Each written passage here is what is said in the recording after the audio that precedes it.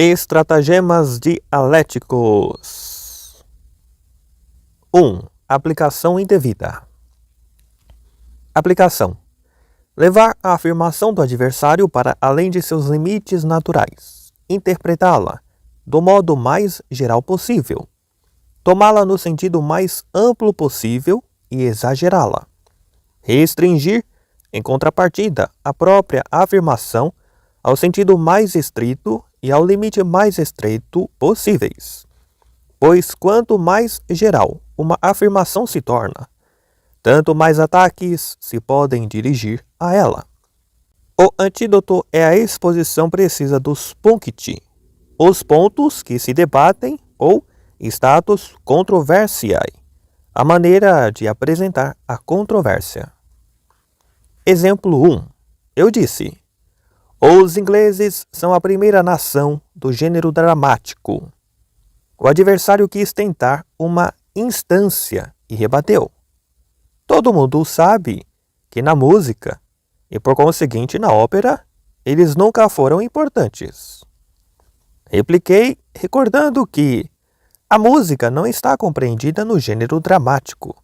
Este corresponde unicamente à tragédia e à comédia. Coisa que ele sabia perfeitamente, pretendendo generalizar minha afirmação, de modo que compreendesse todas as representações teatrais, e, portanto, a ópera e a música, para assim abater-me com segurança.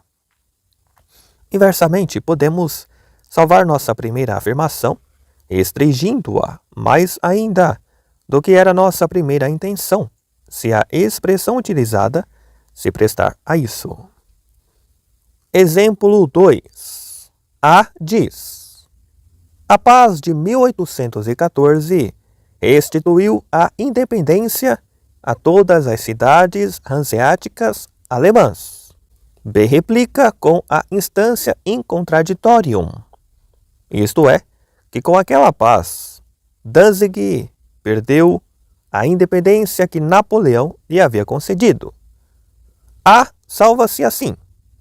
Eu disse todas as cidades hanseáticas alemãs. Danzig é uma cidade hanseática polonesa. Este estratagema encontra-se em Aristóteles, Tópicos, livro 8. Exemplo 3. Lamarck, Philosophie zoologique, volume 1. Afirma que os pólipos carecem de toda sensibilidade e estão desprovidos de nervos. Entretanto, é certo que eles têm alguma percepção, já que seguem a luz quando se movem, com certa técnica, de ramo em ramo, e agarram suas presas. Por isto, supõe-se que neles a massa nervosa esteja dispersa uniformemente pela massa de todo o seu corpo, e de alguma maneira esteja fundida nela, pois eles têm evidentemente percepções, sem possuir órgãos sensitivos e específicos. Como isto derruba a hipótese de Lamarck, ele então argumenta dialeticamente. Então, todas as partes dos corpos dos pólipos deveriam ser capazes de ter todos os tipos de sensações e também de movimento, de vontade e de pensamento. Neste caso, o pólipo teria em cada ponto de seu corpo todos os órgãos do animal mais perfeito, e cada um destes pontos poderia enxergar, cheirar, degustar, ouvir, etc. Além de pensar, julgar, concluir. Cada partícula de seu corpo seria um animal perfeito. E deste modo, este mesmo pólipo estaria em um nível superior ao do homem, pois cada uma de suas minúsculas partículas teria capacidade que o homem só tem em conjunto. Ademais, não haveria nenhuma razão para que aquilo que se afirma do pólipo não se estendesse à mônada, o mais imperfeito de todos os seres, e por fim, as plantas, que também são seres vivos, etc. Mediante o uso de tais estratagemas dialéticas, um escritor se trai denunciando que no íntimo está convencido de que não tem razão, pois apenas por ter sido dito que todo o seu corpo tem sensibilidade para a luz e, portanto, é de natureza nervosa. Ele infere que seu corpo inteiro pensa. 2. Homonímia sutil. Usar a homonímia para tornar a afirmação apresentada extensiva também aquilo que, fora a identidade de nome, pouco ou nada tem em comum com a coisa de que se trata. Depois, refutar com ênfase esta afirmação e dar a impressão de ter refutado a primeira. Nota: sinônima são duas palavras que designam o mesmo conceito. Homônima são dois conceitos designados pela mesma palavra. Veja-se Aristóteles, Tópicos, livro 1. Baixo, agudo, alto são termos usados ora para os corpos, ora para os sons. São homônimos. Honesto, sincero são sinônimos. Este estratagema pode ser considerado idêntico ao sofisma ex homonimia. Mas o sofisma da homonímia, se evidente, não enganará seriamente. Toda luz pode apagar-se. O intelecto é luz. O intelecto pode apagar-se. Aqui observamos desde logo que há 4 termos: luz em sentido literal e luz em sentido figurado. Mas casos mais sutis podem levar ao engano, particularmente quando os conceitos designados pela mesma expressão são fins e se fundem um com o outro. Exemplo 1. Os casos intencionalmente inventados não são suficientemente sutis para ser enganadores. É preciso, portanto, ir buscá-los na própria experiência concreta. Seria excelente se pudéssemos dar a cada um dos estratagemas um nome conciso e adequado, por meio dos quais se poderia rejeitar imediatamente qualquer estratagema, assim que os casos acontecessem. A. Você ainda não está iniciado nos mistérios da filosofia de Kant. B. De mistérios? Nem quero saber. Exemplo 2. Critiquei como incompreensível o princípio da honra, segundo o qual um homem perde sua honra quando recebe uma ofensa, a menos que responda com outra ofensa maior ou a leve com sangue, seja do adversário, seja de si mesmo. Aleguei como motivo para isso que a verdadeira honra não pode ser ofendida por algo que alguém sofra, e sim apenas por aquilo que faça, pois a qualquer um de nós pode suceder qualquer coisa. O adversário atacou diretamente o fundamento de minha afirmação. Mostrou de modo evidente que quando um comerciante é falsamente acusado de enganar, de cometer ilegalidades ou de ser negligente no seu negócio, sofre um ataque em sua honra por algo que lhe acontece, e pode recuperar a honra fazendo com que o caluniador seja castigado ou desminta a acusação.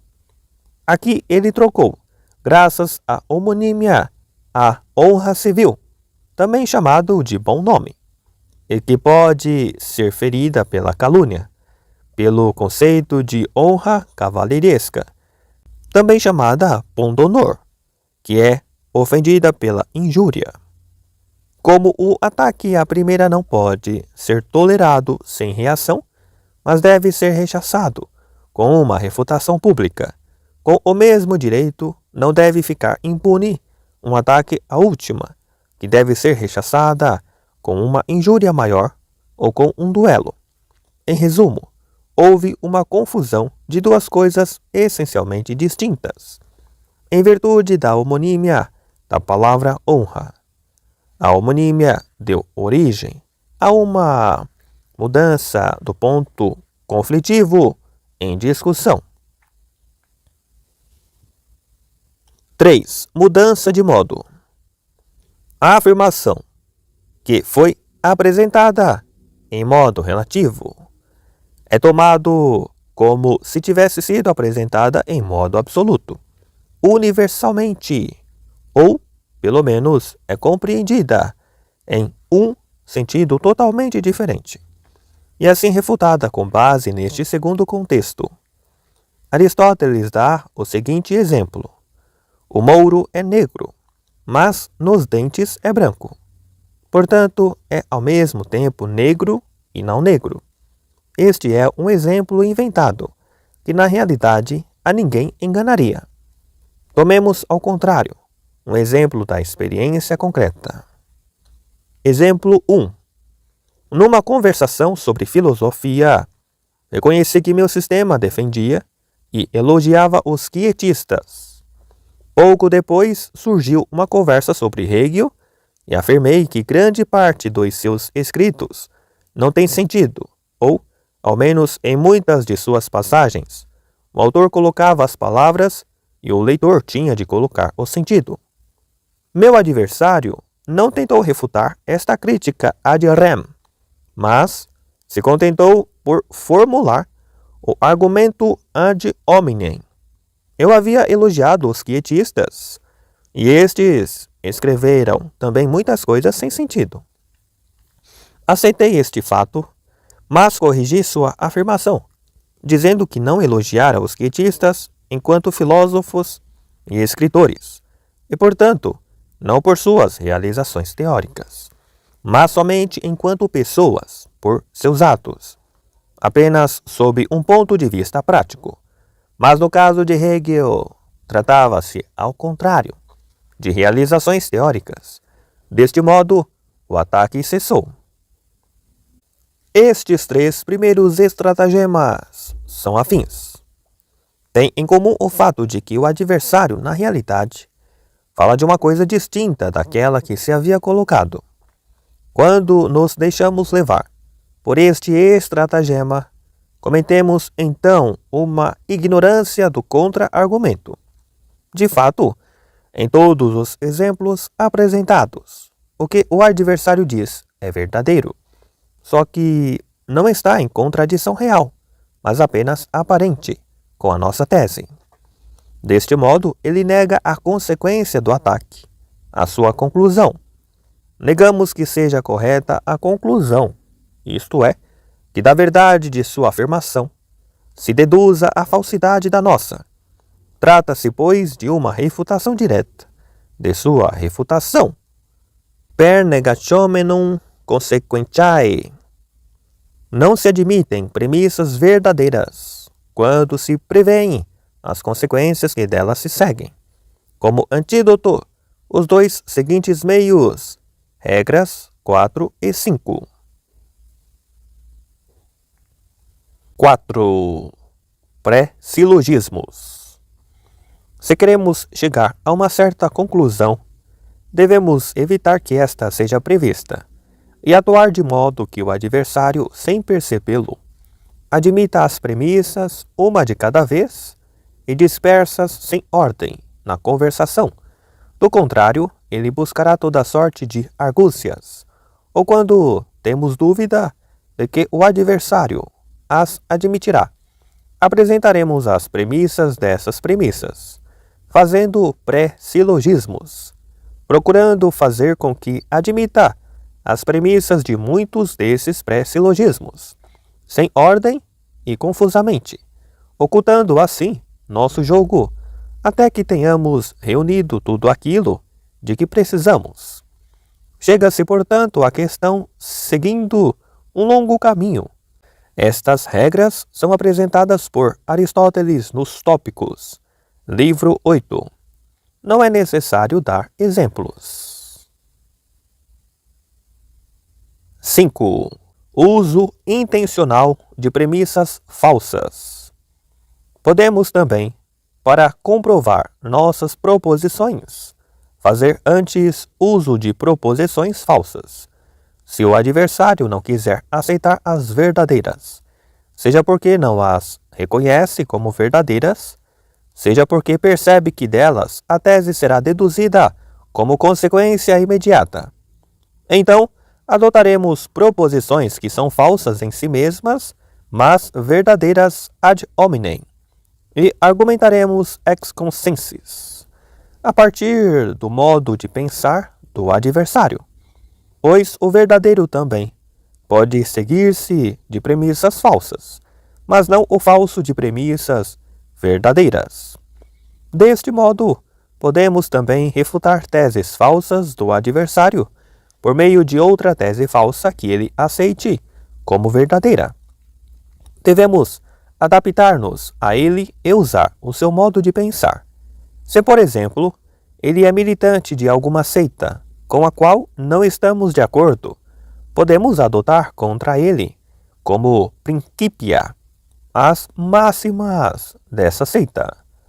Aristóteles, Tópicos, livro 8. 6. Petição de princípio oculta.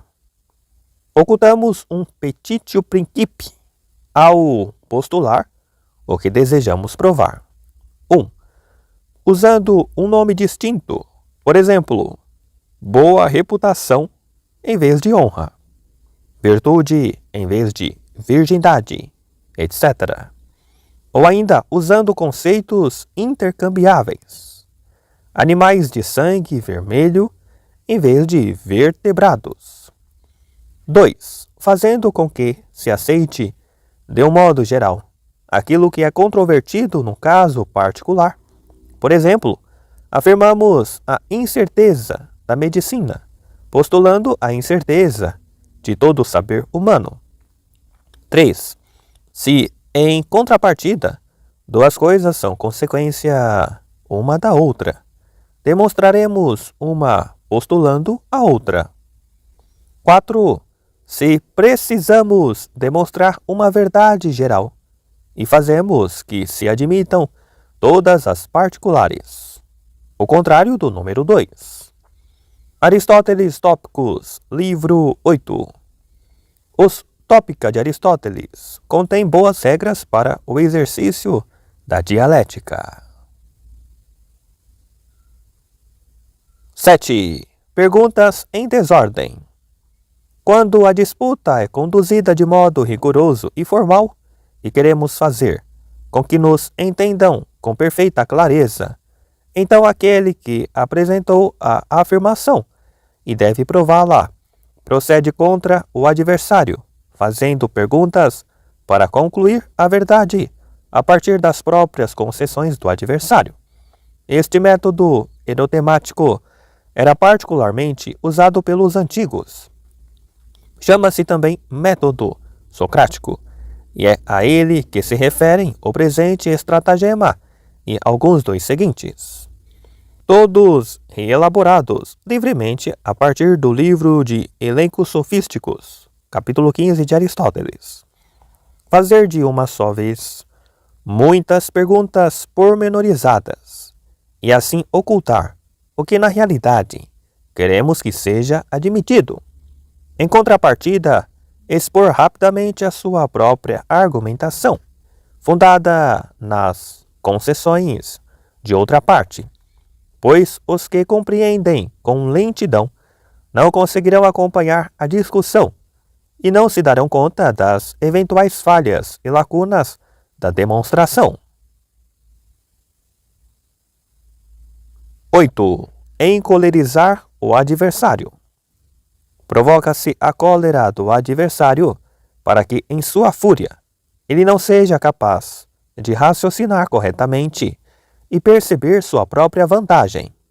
Podemos incitar sua cólera fazendo-lhe algo francamente injusto, vexando-o e, sobretudo, tratando-o com insolência. 9. Perguntas em ordem alterada. Fazer as perguntas numa ordem distinta da exigida pela conclusão que dela pretendemos, com mudanças de todo gênero. Assim, o adversário não conseguirá saber aonde queremos chegar e não poderá prevenir-se. Neste caso, poderemos também servir-nos de suas respostas para tirar várias conclusões, até mesmo contraditórias, conforme as respostas o permitam. Este procedimento é análogo ao estratagema número 4, pois trata-se de mascarar o nosso modo de proceder. 10. Pista falsa. Se percebemos que o adversário, intencionalmente, responde pela negativa às perguntas, cuja resposta afirmativa poderia confirmar nossas proposições, então devemos perguntar o contrário da proposição que queremos usar, como se quiséssemos que fosse aprovada, ou então, pelo menos, pôr as duas à escolha, de modo que não se perceba qual delas queremos afirmar. 11. Salto indutivo. Se fazemos alguma indução e o adversário admite os casos particulares em que esta se baseia, não devemos perguntar-lhe se admite também a verdade geral que deriva desses casos, mas devemos introduzi-las, desde logo, como se estivesse estabelecida e aceita, pois, às vezes, ele poderá crer que a admitiu, e o mesmo pode acontecer aos ouvintes, já que recordarão as muitas perguntas feitas sobre os casos singulares, que não podem deixar de levar à conclusão. 12. Manipulação semântica. Quando o discurso é sobre um conceito geral, que não tem um nome próprio e que deve ser designado figurativamente por uma metáfora, é preciso escolher a metáfora que mais favoreça a nossa tese. Assim, por exemplo, na Espanha, os nomes com que são designados os dois partidos políticos, Servilis e Liberalis, foram certamente escolhidos por estes últimos. O nome protestantes foi escolhido por eles mesmos, assim como o de evangélicos. O nome hereges, em contrapartida, foi escolhido pelos católicos. Este princípio vale também para nomes de coisas, mesmo quando se aplique a elas mais literalmente. Se, por exemplo, o adversário propôs uma transformação, a chamaremos de subversão, porque esta é uma palavra hostil, e, entretanto, atuaremos de modo inverso, se formos nós que fizermos a proposta. No primeiro destes casos, o oposto chama-se ordem constituída. No segundo, regime opressor, o que uma pessoa totalmente sem intenção, nem partidarismo chamaria de culto, ou doutrina pública da fé. Quem deseje falar a favor, chamaria devoção, piedade, e um adversário, crendice, fanatismo. No fundo, trata-se de uma sutil petitio principii.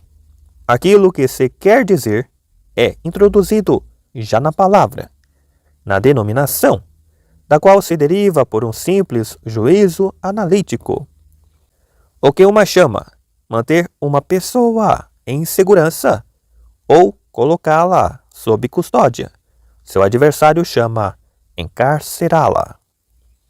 Um orador delata com frequência sua intenção pelos nomes que dá às coisas. Um diz, o clero, o outro, os padres. De todos os estratagemas, este é o que se usa mais frequentemente, de maneira instintiva. Fervor religioso, fanatismo, passo em falso ou caso amoroso, adultério equívoco, obscenidade, desequilíbrio econômico, bancarrota, mediante influência e ligações, mediante suborno e nepotismo, reconhecimento sincero, uma boa remuneração. 13. Alternativa forçada. Para que o adversário aceite uma tese, devemos apresentar-lhe também a contrária e deixar que ele escolha, ressaltando essa oposição com estridência, de modo que ele, se não quiser ser contraditório, tenha que se decidir pela nossa tese, que em comparação à outra se mostra muito mais provável. Por exemplo, desejamos que ele admita que um homem tem de fazer tudo o que seu pai lhe ordene. Para isso perguntamos: deve-se obedecer ou desobedecer os pais em todas as coisas? Ou ainda, se ele qualifica alguma coisa como frequente, perguntamos se por frequente se quer dizer muitos ou poucos casos. O adversário dirá: muitos. É como o cinzento que, colocado junto ao negro, parece branco, e junto ao branco, parece negro. 14. Falsa proclamação de vitória. Um golpe descarado é quando, depois de o adversário responder a muitas perguntas, sem que as respostas fossem adequadas à conclusão que tínhamos em mente, declaramos e proclamamos triunfalmente, demonstrada a conclusão que pretendíamos, ainda que de fato não se siga de suas respostas. Se o adversário for tímido ou tolo, e se tivermos boa dose de esclarecimento e uma bela voz, este golpe poderá funcionar. Este estratagema corresponde à falácia non cause ut cause, tratar como prova o que não é prova. 15. Anulação do paradoxo. Se apresentamos uma proposição paradoxal e temos dificuldades para prová-la, proporemos ao adversário para que a aceite ou recuse. Uma proposição correta, mas cuja exatidão não seja totalmente evidente, como se dela quiséssemos construir a demonstração. Se ele, suspeitando de uma coisa a recusar, faremos a redução ad absurdum e triunfaremos se ele a aceitar. Então já teremos dito alguma coisa de razoável e poderemos protelar a conclusão. Ou então, aplicaremos o estratagema anterior e declararemos que nosso paradoxo está demonstrado. Para isto requer-se grande dose de descaramento, mas na experiência humana isto acontece, e há quem pratique este estratagema de modo instintivo. 16. Várias modalidades do argumentum ad hominem. Argumenta ad hominem ou ex consens. Se o adversário faz uma afirmação, devemos perguntar-lhe se não está, de algum modo, ainda que seja só em aparência, em contradição com algo que anteriormente disse ou aceitou, ou com os princípios de uma escola ou seita que ele elogie ou aprove, ou com o comportamento de membros dessa seita, ainda que se trate de membros não autênticos ou só aparentes, ou com a conduta do adversário mesmo. Se, por exemplo, defende o suicídio, logo gritamos: por que você não se enforca? Ou, se afirma que Berlim é uma cidade incômoda, gritamos de imediato: por que você não vai embora na primeira diligência? De uma maneira ou de outra, sempre estamos sujeitos a nos deixar apanhar por semelhante tramóia. 17. Distinção de emergência. Se percebemos que o adversário nos acossa com uma prova contrária a nós, com frequência poderemos nos salvar mediante alguma distinção sutil, na qual não havíamos pensado anteriormente, caso a questão admita algum tipo de dupla interpretação ou dois casos diferentes. 18. uso intencional da mutatio controversiae. Se notamos que o adversário faz uso de uma argumentação com a qual ameaça nos abater, não devemos consentir que prossiga neste rumo e chegue até o fim, mas devemos interromper o debate a tempo, sair dele ou desviá-lo e levá-lo para outra questão. Em suma, trazer à baila uma mutatio controversiae. 19. Fuga do específico para o geral. Se o adversário solicita expressamente que apresentemos alguma objeção contra um ponto concreto de sua tese, mas não encontramos nada apropriado, devemos enfocar o aspecto geral do tema e atacá-lo assim. Por exemplo, se temos de dizer porque uma determinada hipótese física não é crível, falaremos da incerteza geral do saber humano, ilustrando-a com toda sorte de exemplos. 20. Uso da premissa falsa previamente aceita pelo adversário. Se já interrogamos o adversário acerca de nossas premissas e ele as aceitou, não devemos perguntar-lhe mais nada.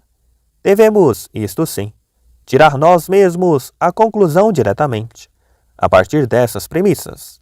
Assim, ainda que esteja faltando uma ou outra premissa, nós a presumiremos como aceita e tiraremos a conclusão. Isto é um uso da falácia non causae ut causae. 21. Preferir o argumento sofístico. Quando nos vemos diante de um argumento adversário que é meramente aparente ou sofístico, podemos liquidá-lo ao desvendarmos seu caráter capcioso e ilusório.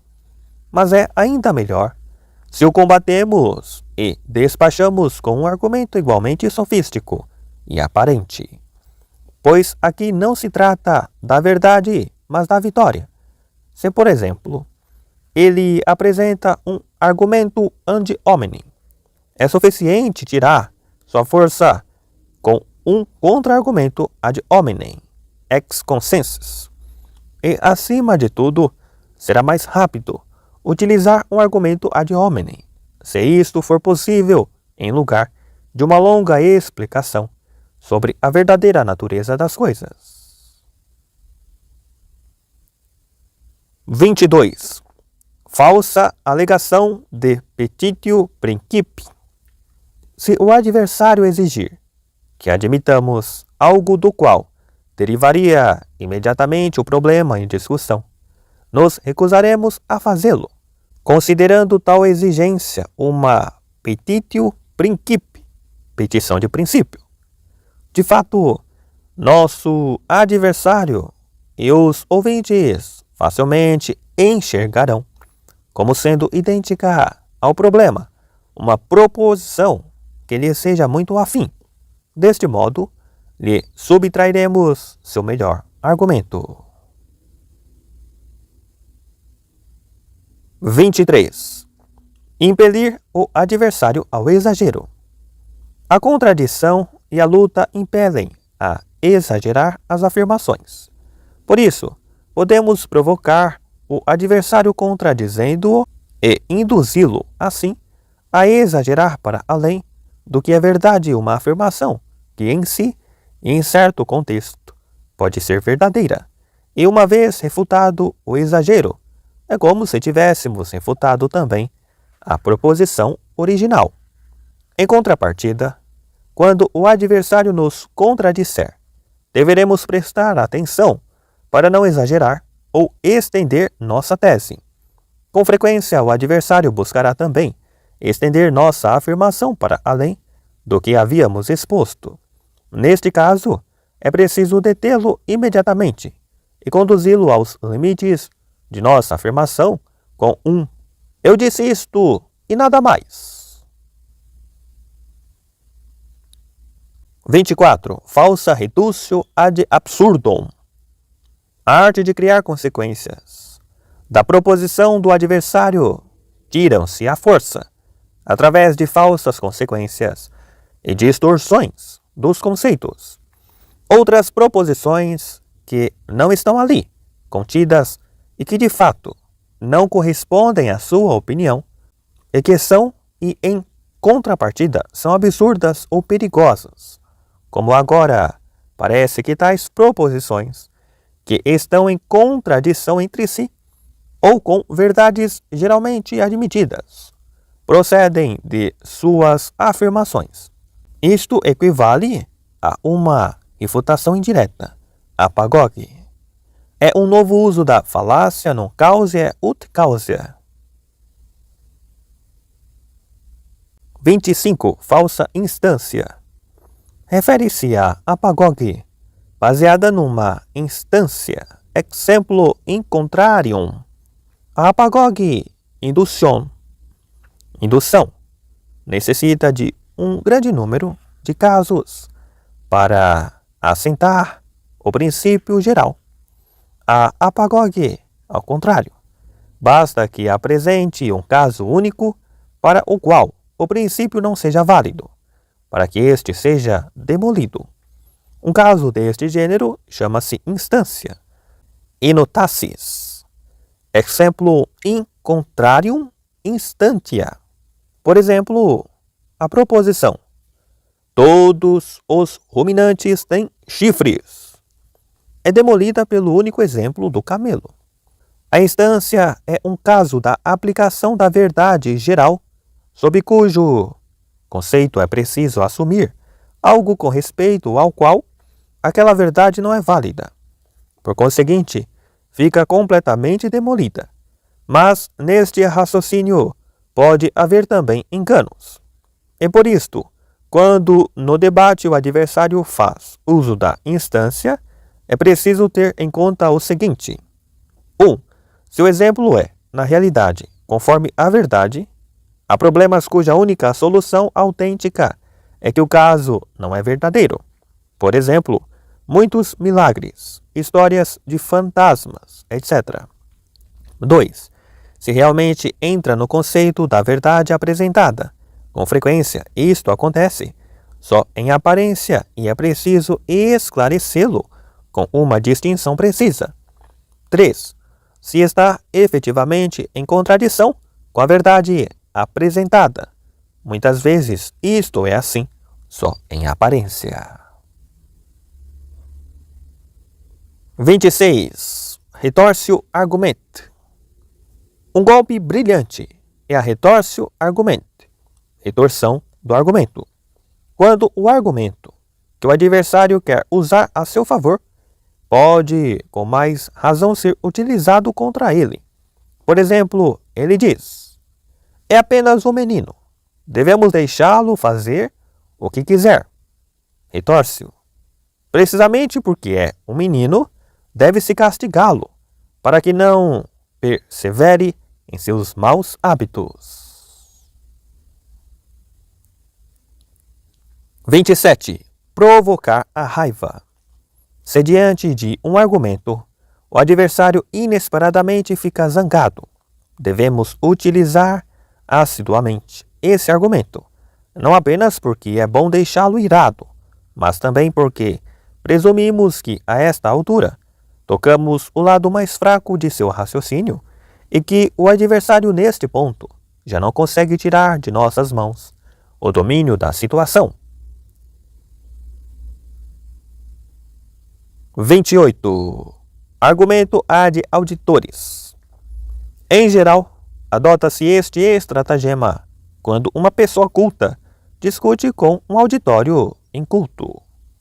Se não dispomos de nenhum argumento ad rem e nem mesmo de um ad hominem, formulamos um ad auditores, isto é, uma objeção inválida, mas cuja invalidade só um conhecedor do assunto pode captar. E ainda que o adversário seja um conhecedor do assunto, não o são os ouvintes. Aos olhos destes, ele estará derrotado, tanto mais se nossa objeção conseguir que sua afirmação apareça, de algum modo, sob um aspecto ridículo, As pessoas são inclinadas ao riso fácil, e aos que riem estão do lado daquele que fala. Para demonstrar que a objeção é nula, o adversário deverá entrar numa longa discussão e remontar aos princípios da ciência ou a qualquer outro recurso. Mas não é fácil encontrar um auditório interessado nisso. Exemplo: o adversário diz: na formação da crosta rochosa primária, a massa que mais tarde se cristalizou para formar o granito e outro tipo de rochas era líquida, por efeito do calor, e portanto fundida. A temperatura tinha de ser por volta de 250 graus. A massa cristalizou-se sob a superfície marítima que a cobria. Replicamos com o argumento ad auditoris, assinalando que a tal temperatura, e até mesmo muito antes aos 100 graus Celsius, o mar teria estado fervendo e teria se evaporado no ar. Os ouvintes riem. Para vencer-nos, o adversário terá de demonstrar que o ponto de ebulição não depende só do grau de calor, mas também da pressão atmosférica, e esta assim que apenas a metade da água dos mares tivessem. E esta assim que apenas a metade da água dos mares tivesse se evaporado, aumentaria até o ponto em que nem mesmo aos 250 graus Celsius poderia ocorrer a ebulição. Mas isto ele não consegue demonstrar, porque para ouvintes sem conhecimentos de física, seria preciso expor todo um tratado. 29. Desvio. Se percebemos que vamos ser derrotados, recorremos a um desvio, isto é, começamos de repente a falar de algo totalmente diferente, como se fosse pertinente à questão e contribuísse um argumento contra o adversário. Isto se faz com alguma modéstia, se tal desvio ainda se mantém no campo do tema questiones, e de modo bastante insolente, quando vai simplesmente contra o adversário e nada fala do tema. Exemplo: elogiei o fato de na China não existir uma nobreza hereditária e de os cargos serem preenchidos tão somente na base de examina. Meu adversário afirmou que ter conhecimentos não prepara para exercer um cargo, mais do que os privilégios de nascimento que ele tinha em alta consideração. Mas isto foi contestado. Ele imediatamente fez um desvio, dizendo que na China, cidadãos de todas as classes são punidos com castigos corporais, e associou isto com beber muito chá, reprovando nos chineses ambas as coisas. Quem se deixar levar por todas estas objeções acabará se desviando da discussão e deixará escapar uma vitória que já estava em suas mãos. O desvio insolente acontece quando abandona completamente o assunto da questão e começa mais ou menos assim: sim, pois bem, como você dizia há pouco, etc. Isto pertence certamente ao caso da ofensa pessoal, do qual falaremos no último estratagema. Considerado em sentido estrito, o desvio é o grau intermediário entre o argumento ad persona, que iremos discutir, e o argumentum ad hominem. Qualquer discussão entre pessoas comuns mostra como este estratagema é, por assim dizer, instintivo. Se um debatedor lança ao outro reprovações pessoais, este não responde com uma refutação, mas sim com reprovações pessoais ao primeiro, deixando subsistir os lançados contra ele, e portanto quase os admitindo. Atua como Cipião, que atacou os cartagineses, não na Índia, mas na África. Na guerra, às vezes um tal desvio pode ser válido. Numa discussão, não é bom utilizá-lo, pois ele acolhe as reprovações anteriormente feitas, e porque o ouvinte escuta as piores coisas de ambas as partes. Na discussão, só se deve usá-la na falta de algo melhor. 30. Argumentum ad verecundiam.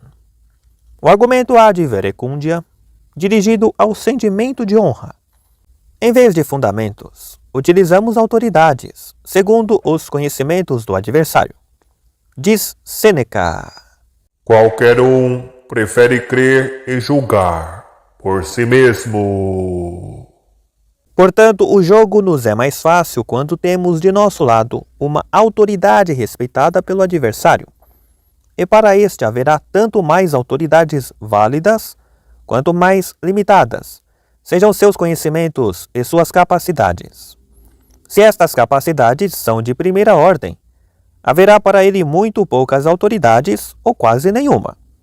Quando muito, ele respeitará a autoridade de pessoas competentes numa ciência, arte ou profissão que para ele seja pouco conhecidas ou de todo ignoradas, e mesmo assim com desconfiança. Em contrapartida, as pessoas comuns têm profundo respeito ante os especialistas de todo gênero.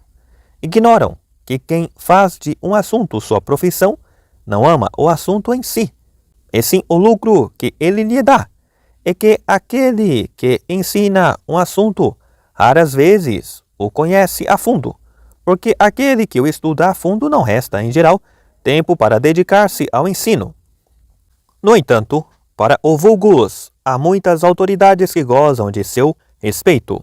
Portanto, se não encontramos nenhuma autoridade adequada, podemos apelar a uma aparentemente adequada. Ou citamos o que alguém disse, com outro sentido, ou num contexto diferente.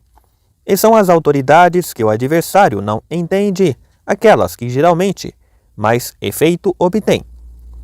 Os ignorantes têm um respeito muito particular pelos floreios retóricos gregos e latinos. Pode-se também, caso necessário, não só deformar o sentido dessas autoridades, mas diretamente falsificá-las e inclusive citar algumas que são pura invenção. Geralmente o adversário não tem o livro à sua disposição, nem tampouco sabe consultá-lo. O mais belo exemplo disto nos é dado pelo cura francês que, para não pavimentar a rua em frente à sua casa, como tinham de fazer os demais cidadãos, citou uma frase da Bíblia: Pavet ili ego non pavebo. Eles que se apavorem, eu não me apavorarei. Mas para os ouvintes de língua francesa, soava como paver, pavimentar. Isto convenceu o conselho da comunidade. Também podemos usar os preconceitos gerais como autoridade. A maior parte das pessoas pensa, com Aristóteles, que as coisas que parecem justas a muitos, dizemos que o são. De fato, não existe nenhuma opinião, por absurda que seja, que os homens não se lancem a torná-la sua, tão logo se tenha chegado a convencê-los de que é universalmente aceita. O exemplo vale tanto para suas opiniões quanto para sua conduta. São ovelhas que vão atrás do carneiro guia, aonde quer que as leve. Para eles, é mais fácil morrer do que pensar. É estranho que a universalidade de uma opinião tenha para eles tanto peso, pois basta-lhes observar a si mesmos para constatar como eles mesmos aceitam opiniões sem julgar, pela força do mero exemplo. Mas na realidade não o veem porque estão desprovidos de todo conhecimento de si mesmos. São os melhores, dizem, com Platão. Os muitos têm muitas opiniões. Isto é, o vulgus tem muitas lorotas na cabeça. A quem desejar livrar-se delas, terá muito trabalho pela frente. A universalidade de uma opinião, se falamos a sério, não é uma prova nem um indício de veracidade. Os que afirmam isto devem admitir que a distância no tempo priva aquela universalidade de sua força probatória. Do contrário, deveriam estar em vigor todos os antigos erros que, num tempo, eram universalmente considerados verdade. Por exemplo, seria preciso aceitar de novo o sistema ptolemaico, ou em todos os países protestantes, o catolicismo. 2. Que a distância no espaço produz o mesmo efeito.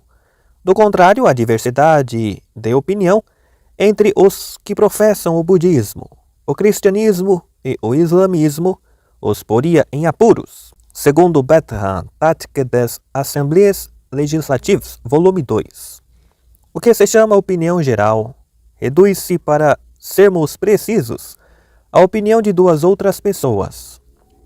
E ficaríamos convencidos disto se pudéssemos ver a maneira como nasce tal opinião universalmente válida.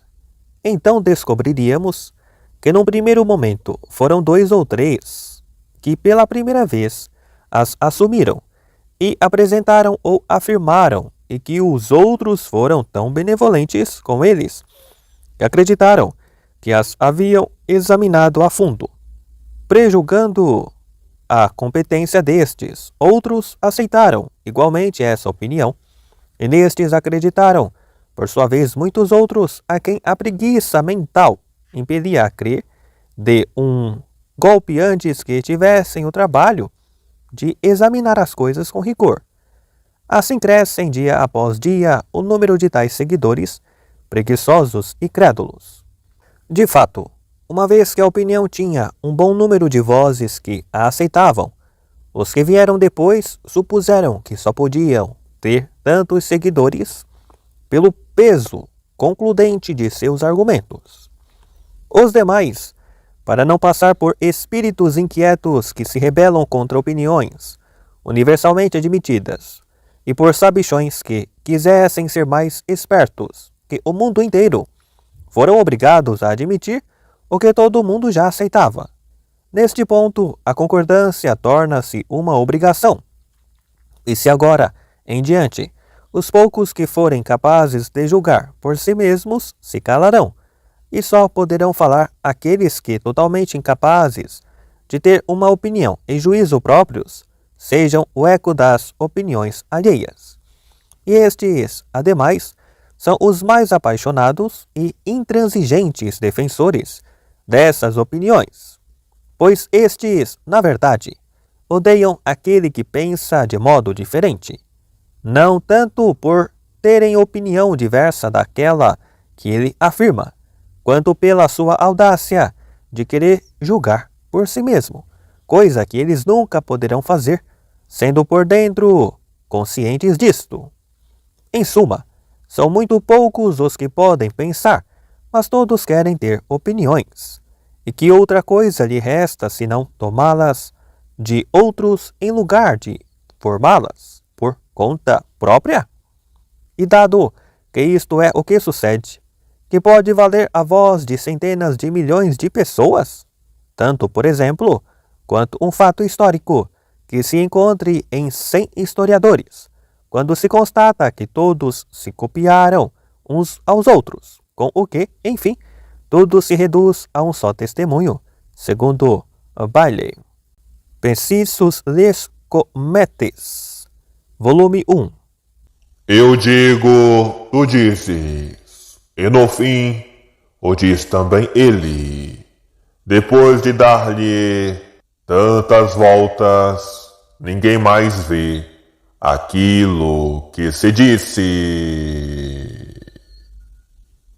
Não obstante, quando se discute com pessoas comuns, pode-se fazer uso da opinião geral como autoridade. Em geral, veremos que, quando duas cabeças comuns disputam entre si, a arma comum que escolheram é a autoridade. É com isto que eles combatem um ao outro. Se uma cabeça mais refinada tende a enfrentar-se com alguém deste tipo, o melhor será lhe aconselhar que se resigne a utilizar também esta arma, escolhendo-a conforme os pontos fracos de seu adversário, pois contra a arma dos fundamentos, este é, ex hypothesi, um Siegfried com chifres, imerso na maré, da incapacidade de pensar e julgar. Nos tribunais disputa-se recorrendo exclusivamente a autoridades. A autoridade da lei, que é firme. O papel próprio da autoridade judicial é encontrar a lei, isto é, a autoridade aplicável a um caso concreto. Mas a dialética tem um espaço de ação suficiente quando, numa situação determinada, o caso concreto e a lei, na realidade alheios um ao outro, são girados até que se possa considerar quem tem uma relação entre si, e também ao contrário. 31. Incompetência irônica. Quando não se sabe opor nenhum fundamento ao do adversário, pode-se declarar com alegação irônica de incompetência. O que você diz ultrapassa minha débil capacidade de compreensão. Pode estar certo, mas não posso compreendê-lo e renuncio a todo julgamento. Com isto, insinuamos aos demais ouvintes, entre os quais gozamos de consideração, que se trata de coisa insensata. Muitos professores da velha escola eclética, ao aparecer a crítica da razão pura, e sobretudo, quando começou a despertar interesse, disseram: não entendemos nada disso. E com isto, pensavam que a haviam demolido. Mas quando alguns professores da nova escola lhes mostraram que tinham razão e que simplesmente eles não a haviam compreendido, mudaram bruscamente de humor. Este estratagema podemos utilizar tão somente quando estamos seguros de que ante os ouvintes gozamos de estima superior ao que tem pelo adversário. Por exemplo, um professor frente a um estudante. Na realidade, isto corresponde ao estratagema anterior e é um modo especialmente malicioso de se valer da própria autoridade em lugar de razões.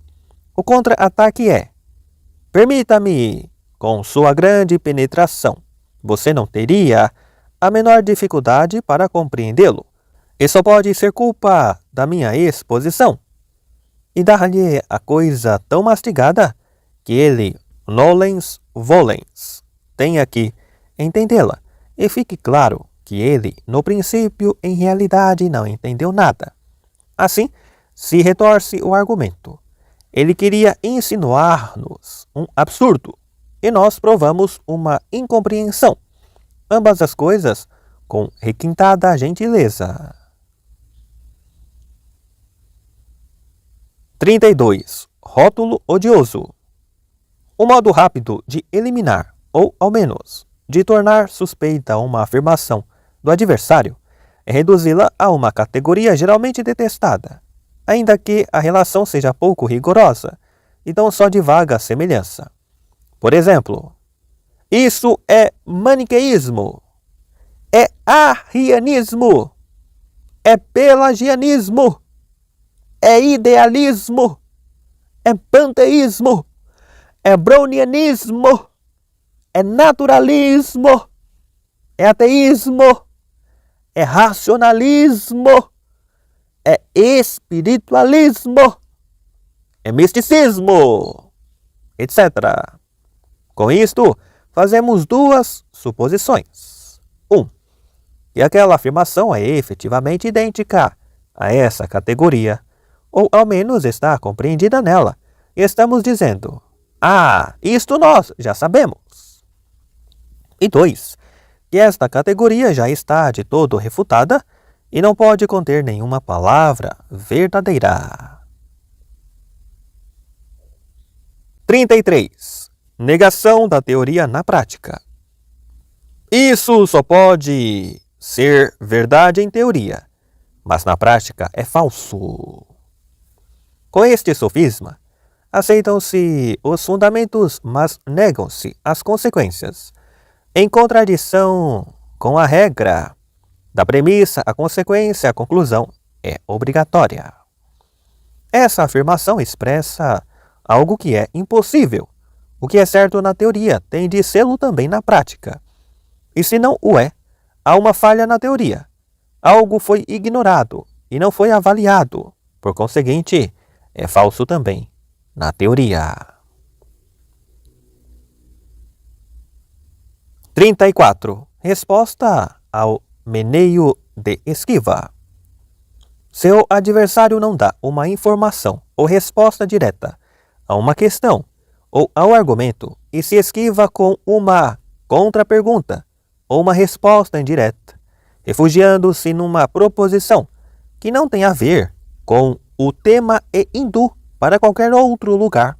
Isto é um sinal claro de que nós, às vezes, sem sabê-lo, encontramos um ponto fraco, pois esta atitude, por sua vez, corresponde a um mutismo relativo.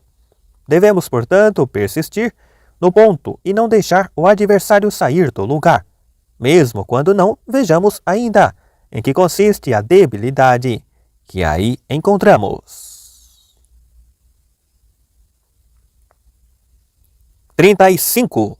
Persuasão pela vontade, o qual, se puder ser utilizado, tornará supérfluos todos os demais, em vez de fornecer razões ao entendimento. Influi-se com motivações na vontade e o adversário, do mesmo modo que os ouvintes, quando têm um interesse em comum com ele, são subitamente ganhos para a nossa opinião, mesmo que esta tenha sido tomada de empréstimo no manicômio, pois, na maior parte das vezes, pensam mais umas migalhas de vontade que uma tonelada de compreensão e persuasão. Naturalmente, isto só funciona em circunstâncias muito particulares. Fazemos o adversário perceber que sua opinião, desde o momento em que seja aceita, faria um dano notável a seus próprios interesses, e ele a deixará cair com a mesma rapidez com que soltaria um ferro candente que inadvertidamente tivesse agarrado. Por exemplo, um eclesiástico defende um dogma religioso. Fazemo-lo observar que isto está indiretamente em contradição com um dogma fundamental de sua igreja, e ele o abandonará. Um proprietário de terras afirma a excelência da mecânica na Inglaterra, onde uma máquina a vapor realiza o trabalho de muitos homens. Fazemo-lo observar que logo também os veículos serão arrastados por máquinas a vapor. Com isso, cairá o preço dos cavalos de seus numerosos estábulos. E veremos o que ele diz. Em tais casos, a reação mais frequente é: com que rapidez sancionamos uma lei que vai contra nós? Sucede assim quando os ouvintes, mas não o adversário, pertencem a uma seita, corporação, sindicato, clube, etc. A tese que ele sustenta pode ser justa, mas é suficiente aludir ao fato de que vai contra os interesses comuns da referida corporação, etc. E todos os ouvintes acharão os argumentos do adversário frouxos e mesquinhos, ainda que sejam excelentes, e os nossos justos e acertados, ainda que sejam mera burla. O coro se proclamará ruidosamente a nosso favor, e o adversário envergonhado terá de abandonar o campo. Sim, os ouvintes geralmente acreditarão ter dado sua aprovação por pura convicção. Na realidade, o que nos desfavorece parece, na maior parte das vezes, absurdo ao entendimento. O entendimento não é uma luz que arde sem óleo, mas é alimentado pela vontade e pelas paixões. Este estratagema poderia ser designado como colher a árvore pela raiz. Geralmente é chamada argumentum ab utile. 36. Discurso incompreensível. Desconcertar. Aturdir o adversário com um caudal de palavras sem sentido. Isto baseia-se em que Normalmente o homem, ao escutar apenas palavras, acredita que também deve haver nelas algo para pensar. Goethe, Fausto. Se, no fundo, está convencido de sua própria debilidade, Se está habituado a escutar todo tipo de coisas que não compreende e faz como se as entendesse, podemos impressioná-lo oferecendo, com ar grave, um absurdo que soe como algo douto e profundo, face ao qual careça de vista, ouvido e pensamento, e apresentá-lo como prova incontestável de nossa própria tese. Como se sabe, em tempos recentes, alguns filósofos adotaram este estratagema frente a todo o público alemão com êxito brilhantíssimo. Mas, como se trata de exempla odiosos, recorremos a outro exemplo antigo, tomado de Goldsmith. Vicar of Wakefield, página 34. 37. Tomar a prova pela tese, o qual deveria ser um dos primeiros. Se o adversário tem de fato razão e felizmente escolheu, para defender-se, uma prova ruim, será fácil refutarmos essa prova, e daremos isto como uma refutação da tese mesma. No fundo, isto reduz-se a apresentar um argumento ad hominem por um ad rem. Se ao adversário ou aos ouvintes não lhes vem à mente uma prova melhor, vencemos. Por exemplo, se alguém emprega para provar a existência de Deus o argumento ontológico, que é fácil refutar. Esta é a forma pela qual bons advogados perdem uma causa boa. Querem defendê-la com uma lei que não é aplicável, e aquela que é aplicável não lhes vem à mente. 38. Último estratagema.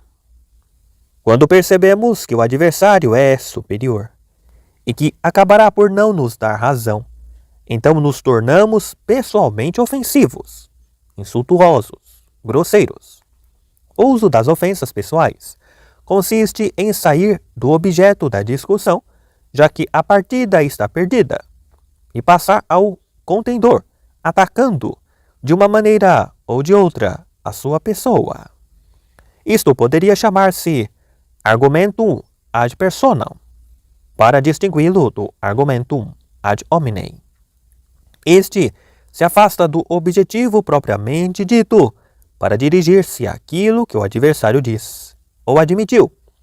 Em troca, quando argumentamos ad personam, o objeto é deixado completamente de lado e concentramos o ataque na pessoa do adversário, e a objeção se torna insolente, maldosa, ultrajante, grosseira. É um apelo desde as forças do espírito às do corpo, a animalidade. Esta regra é muito popular, pois todo mundo é capaz de aplicá-la, e por isto é usada com frequência. Mas é preciso perguntar-nos que contra-ataque poderá empregar a parte contrária, pois se quiser pagar na mesma moeda, se chegará a uma rixa, a um duelo ou a um processo por injúria. Seria um grande erro pensar que basta evitar toda alusão pessoal. Na realidade, o fato de demonstrar a alguém, com todo comedimento, que não tenha razão e que, por conseguinte, julga e pensa de maneira equivocada, e assim se dá, em todo triunfo dialético, ou amargura mais do que qualquer expressão rude e ultrajante. Porque, como diz Hobbes, de Civ, capítulo 1, todo o prazer do espírito e todo contentamento consiste em termos alguém, em comparação com o qual possamos ter alta estima de nós mesmos. Nada supera para o homem a satisfação de sua vaidade, e nenhuma ferida dói mais do que aquela que a atinge.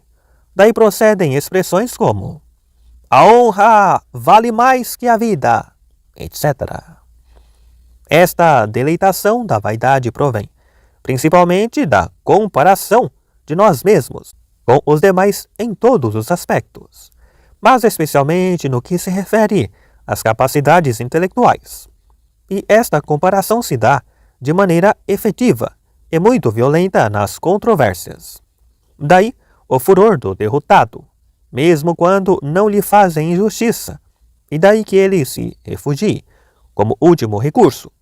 Neste último estratagema, sem que isto possa ser evitado, com simples gentileza da nossa parte. Ter muito sangue frio pode ser de enorme utilidade nessas ocasiões.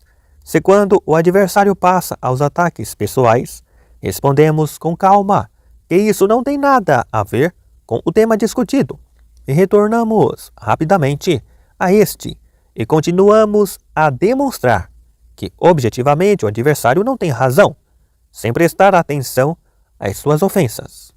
Portanto, mais ou menos, como diz Temístocles dirigindo-se a Eurípiades: bate, mas escuta. Mas isto não é dado a todos. O único contra-ataque seguro é, portanto, a que já Aristóteles indicava no último capítulo dos Tópicos. Não entrar em controvérsia com qualquer um que chegue, mas só com aqueles que conhecemos e dos quais sabemos que têm inteligência suficiente para não propor coisas absurdas, que levem ao ridículo, e que têm suficiente talento para discutir à base de razões e não com bravatas, para escutar e admitir tais fundamentos, e que, enfim, apreciem a verdade, prestem com gosto o ouvido às razões, mesmo quando procedam da boca do adversário, e sejam o bastante equitativos para suportar que não se lhes dê razão quando a verdade está do outro lado. Disto segue-se que entre 100 pessoas há apenas uma com a qual vale a pena discutir. Aos demais, deixemos que digam o que querem, porque ser idiota é um dos direitos do homem. E pensemos no conselho de Voltaire: A paz vale ainda mais que a verdade. E um provérbio árabe diz: Da árvore do silêncio pende, como fruto, a paz. em todo caso, a controvérsia é, com frequência, útil para os dois lados, como um roçar de cabeças que serve para cada um retificar os próprios pensamentos e também para adquirir novos pontos de vista. Mas os dois contendores devem ser similares em cultura e inteligência. Se um carece da primeira, não capta tudo, não está ao nível. Se carece da segunda, o rancor que este fato produz o extinguirá, a deslealdade, a astúcia, a vilânia. Entre a disputa em colloquium privato familiari e a disputa solene para a obtenção de grau acadêmico, etc., não existe uma diferença essencial. A diferença é tão só que, nesta última, se requer que aquele que responde deva sempre ter razão face ao seu contendor. E quando preciso, aquele que preside o debate virá em sua ajuda, ou também que nesta última se argumenta de um modo mais oficial, e os contendores revestem os argumentos de uma forma silogística rigorosa.